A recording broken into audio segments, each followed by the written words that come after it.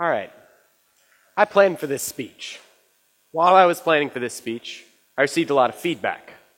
I was told that I should walk from one point to another point whenever I transitioned.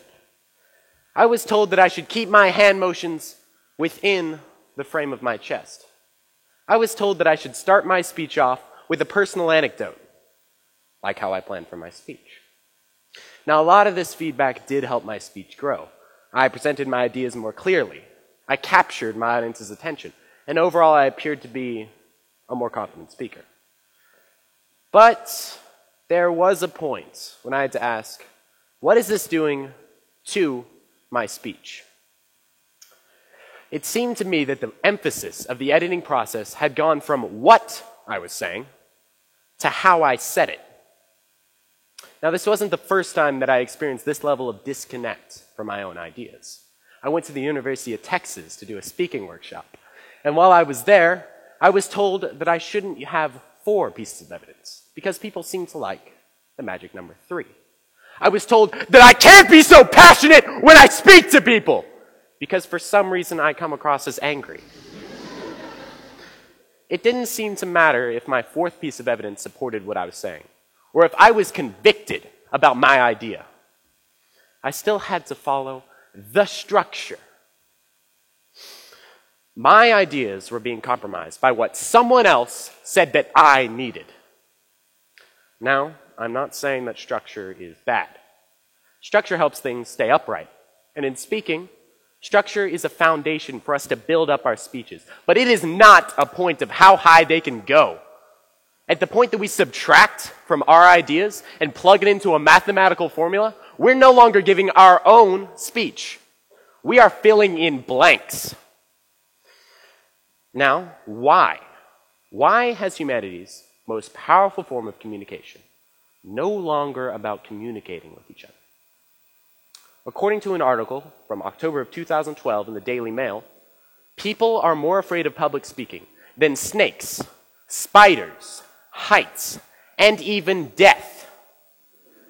This means that people are more afraid of standing up in front of each other and sharing their ideas than ceasing to exist.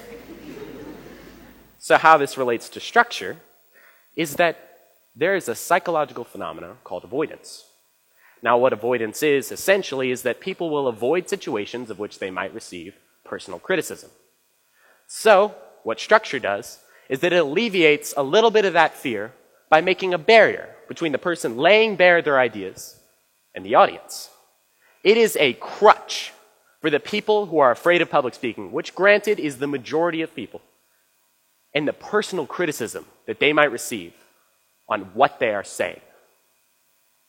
Now, if our ideas is our presentation to the world, then what we say is important. If humans couldn't express their ideas fully, the world would be a very different place. Let's take 1984, for example. 1984 by George Orwell is a book that features Winston Smith, a man that can be shot or killed by the thought police just for saying what he thinks. Now we live in a society of free information. I can say or think whatever I want most of the time.